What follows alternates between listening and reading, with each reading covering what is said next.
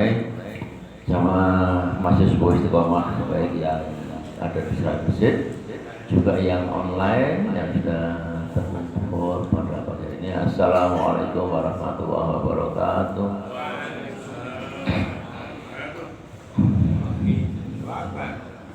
Alhamdulillah nikmatul iman wal Islam. Syahadu la ilaha wa syahadu anna Muhammadan abduhu wa rasuluhu la nabiyya ba'dah.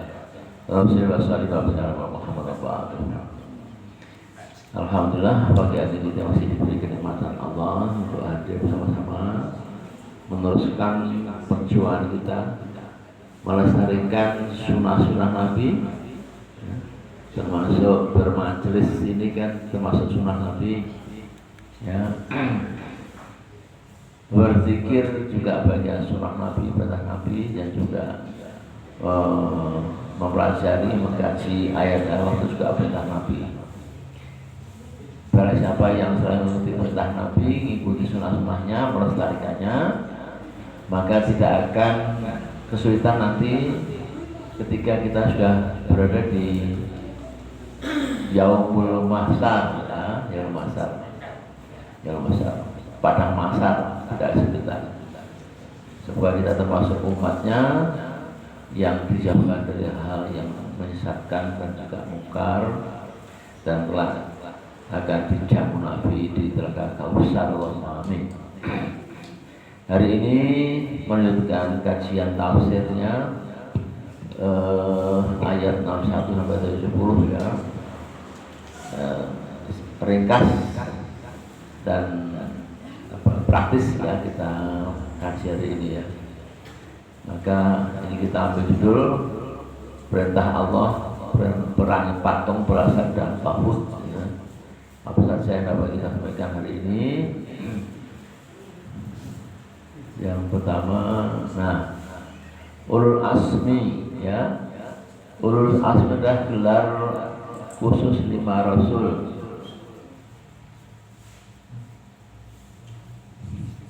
Ulul asmi adalah gelar utama tabah dan sabar menghadapi kaumnya serta cobaan yang sangat berat. Ulul artinya memiliki, asmi memiliki hati yang teguh.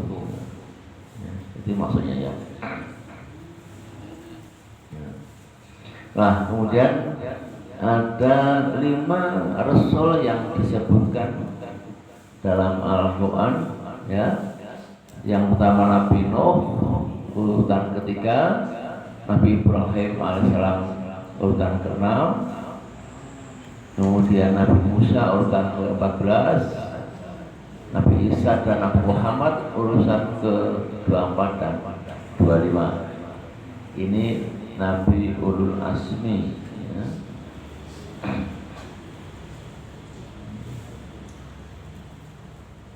Di antara 25 itu hanya ada 5 Nabi Rasul yang diberi gelar Ulul Asmi, itu memiliki ketabahan dan kesabarannya luar biasa ya. Nanti bisa ditanyakan ya, misalnya kenapa Nabi Ayub alaihissalam itu 30 tahun sakit gak sembuh-sembuh kok gak disebut tabah dan sabar.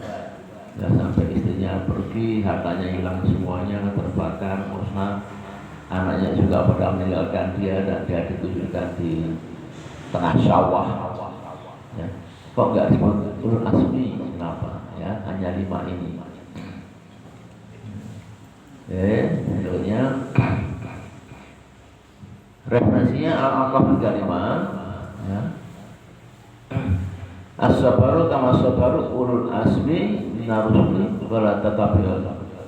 Ini artinya bahwa sabar dan tabah, maksudnya begitu ya. Di ayat ini intinya adalah as-sabaru kama sabaru ulul asmi, orang sabar dan tabah itu disebut ulul asmi ya. Maka bersabarlah engkau Muhammad sebenarnya ulul asmi, orang-orang yang memiliki keteguhan hati ya, dari kalangan Rasul. Di surat ini tidak menyebutkan nama 5 nabi, tapi nama 5 nabi itu disebutkan di surat berikutnya, yaitu As-Suara 13. Itu tegas ya. As-Suara 13 Ini bercerita tentang 5 nabi, 5 rasul yang diberi gelar Allah sebagai ulul azmi. Itu Nuh, kemudian Nabi Muhammad, Ibrahim, kemudian Musa dan Isa alaihissalam. Yang dalam surat ini banyak ditanyakan tentang hal-hal yang berhubungan dengan Nabi Isa alaihissalam. Inna suara 13. Kemudian di ayat nomor 1-nya, ya, Faman hajjaka bihi min ba'di ma ja'aka minal ilmi. Ini artinya di surat ini tafsirnya, siapa yang membantahmu tentang Isa al-Masih sesudah datang ilmu yang berikan kamu. Ini surat ini untuk Muhammad, karena di masa Muhammad banyak orang-orang jahiliyah yang tidak percaya dengan Isa al-Masih.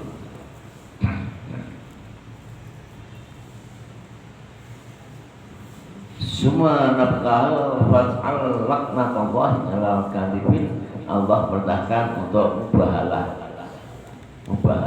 ya.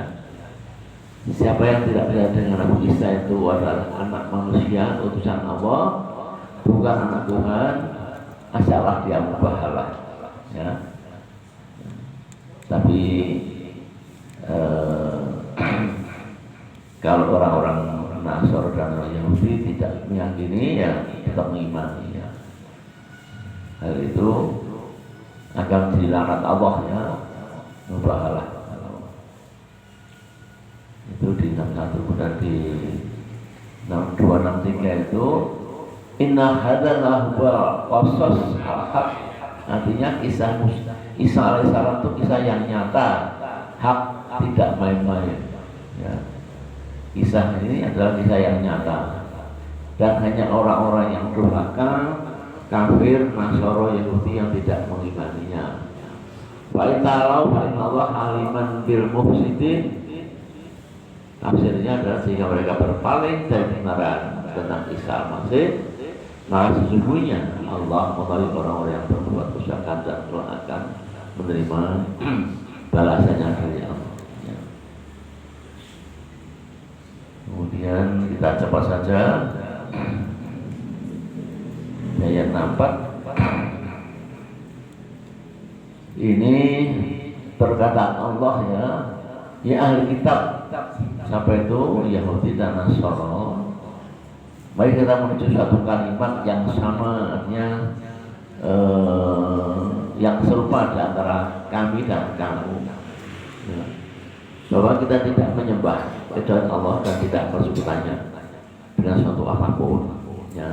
Di sini ini perintah Allah untuk memerangi berhala, patung, tauhid dan salib. Ini jelas, ya, untuk memerangi perintah Allah di atas ini.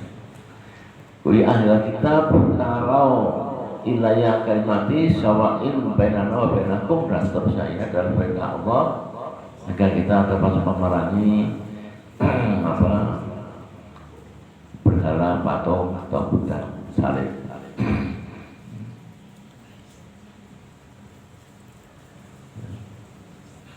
Kemudian di ayat berikutnya, wa qalu ashhadu bi anna muslimun, katakanlah dengan sebenarnya, ya, saksikan bahwa kami adalah orang yang berserah diri, ya, muslim, ya. Muslimun, Islam itu berserah diri, taslam taslimun, ya. Kemudian kita coba saja ayat berikutnya 65 ini tafsirnya, ya Allah kita firman tuhaju Nabi Ibrahim. Kenapa kalian berbuat apa tentang Ibrahim? Orang-orang Yahudi, orang Nasara itu kan di zaman Musa dan Isa. Kenapa berbantah-bantahan tentang Ibrahim dan agama Islam? Ya, ya. Ini yang dikatakan Allah. Maka kemudian bama anzalna at-taurata wa injil illa min ba'di. Taurat dan Injil itu turun jauh, ya, sudah Nabi Ibrahim. Jadi itu enggak paham. nggak paham tentang Ibrahim, tapi kenapa berdebat tentang Ibrahim dan menganggap bahwa Nabi Ibrahim itu adalah beragama Yahudi, beragama Nasrani, itulah. Jadi orang-orang Nasrani dan orang-orang Yahudi ya. Di sini di ayat berikutnya 66-nya. Ha antum ulai hajatum fi malakum bihi ilmu jadi apa? Berbantah-bantahan tentang hal-hal yang betul Nabi Musa dan Nabi saya kalian akui sebagai pemimpinnya ya, waktu itu ya bagi Yahudi dan Nasrani karena Nabi itu membawa risalah yang benar meskipun agama Yahudi agama Nasrani itu betul tauhid ya, tapi disalahgunakan. Maka walima tahajjuna fi ma laysa lakum fi. Lalu kenapa kalian berdebat pula tentang apa yang tidak kalian ketahui yaitu perintah Nabi Ibrahim. Dia nggak paham, tapi berbuat tentang Ibrahim. Ini yang dapat teguran dari Allah.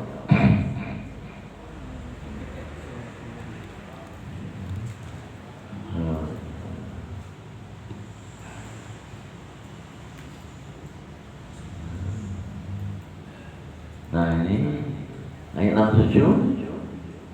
Maka Ibrahim Yahudiyah wa Nasrani, mereka menganggap bahwa Ibrahim itu adalah seorang Nasrani dan seorang Yahudi. Ini pendapat mereka. Maka Allah bantah walakin karena Hanifah musliman maka minal musyrikin, kata Allah seorang yang hanif artinya lurus tidak menyimpang dari agama Allah kecuali agama Islam, agama tauhid. Ya. Jadi Nabi Ibrahim bukan golongan dari orang yang musyrik dan agamanya agama yang lurus agama Allah.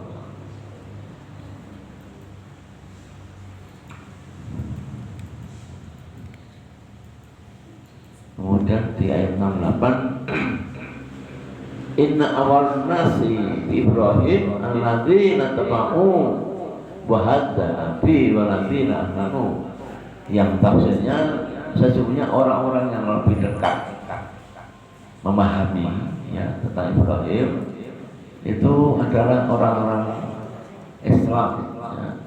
Orang-orang yang menjadi umat Muhammad dan kita semuanya lebih paham tentang Ibrahim alaihissalam. Ini bahasa dari Allah. Kemudian di 69 seseorang ahli kitab tidak menyesatkan kamu, bahkan sampai sekarang ini ya, sampai sekarang ini ahli kitab itu ingin menyesatkan ya. Wadana ta'ifatum min ahlil kitab lau yudillunakum, kita semua akan disesatkan oleh Allah. Agar kita mendengarkan perdebatan antara Islam dan Kristen yang tiap hari kita dengarkan Ustaz Juma ya, yang pernah saya kirim di grup juga. Maaf ya. Seorang Ustaz masih sangat muda tapi hafal Bible luar dalam, sedangkan yang lawannya debat itu para pendeta yang maaf sudah bergerak guru besar nggak apa. Maka justru guru besar tadi itu diceramai terusan oleh Ustaz Juma ini ya. Dan akhirnya pada takluk ketika debat belum selesai dia pergi kan online ya, pergi meninggalkan Ustaz Juma. Menarik sekali kalau kita dengarkan debatnya itu, jadi tambah ilmu kita ini ya. Kemudian baik dulu inna usahu bama yasmurun, dia itu sesat dia sendiri ya. Jadi orang Yahudi, orang Nasrani itu sesat dia sendiri ya. Nah, tapi akan mengajak kita sesat semuanya ya, dengan berbagai cara, beasiswa, bantuan sekolah, dengan apa bahan makanan macam-macamnya, itu mereka tempuh semuanya, tapi tidak mempan ya. Bagi orang yang berilmu, orang-orang ulul asbab itu tidak akan, ulul asbab itu tidak akan mampu. Jadi ayat yang terakhir Ya Allah kitab ini mataku nabi ayatillah in antum tasadu. Artinya apa? Ditafsirkan hai ahli kitab, kenapa kamu mengingkari ayat Allah? Maksudnya kitab mereka yang mau sifat-sifat si Muhammad. Padahal kamu menyaksikan, artinya mengetahui bahwa hal itu benar. Jadi dalam Taurat, dalam Injil itu ditegaskan sifat-sifat Nabi Muhammad sudah ada. Ya. Tapi dia mengingkari karena merasa itu orang Arab, bukan orang Romawi, ya, bukan orang Yunani yang mereka kagumi. Oke, penutup, mari kita camkan ayat ini ya, Mujadalah 11. Yang artinya bahwa orang beriman ini dipanggil ya. Allah memanggil orang beriman kita semua ini juga yang online tentunya ya. Apa dikatakan kepadamu, berilah lapangan di dalam majelis-majelis seperti majelis pagi ini, lapangkanlah. Lapangkan itu artinya lapang, pikirannya lapang, tenaganya lapang. Dengan sukacita kita hadir di tengah-tengah majelis. Yang punya ngantuk tidur, pulas mau mendengarkan kajian subuh ya. Lapangannya itu niscaya Allah akan beri kelapangan untukmu ya.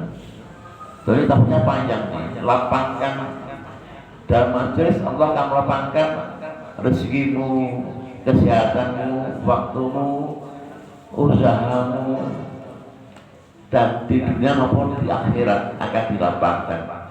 Itu maksudnya ya, dalam bermajelis. Apabila dikatakan berdirilah, maka kamu berdirilah. Allah tidak akan mengangkat orang-orang beriman di antaramu dan orang-orang yang diberi ilmu beberapa derajat. Ya, inilah kira-kira pentingnya kita bermajelis ilmu ya, akan dilapangkan Allah dunia dan akhirat.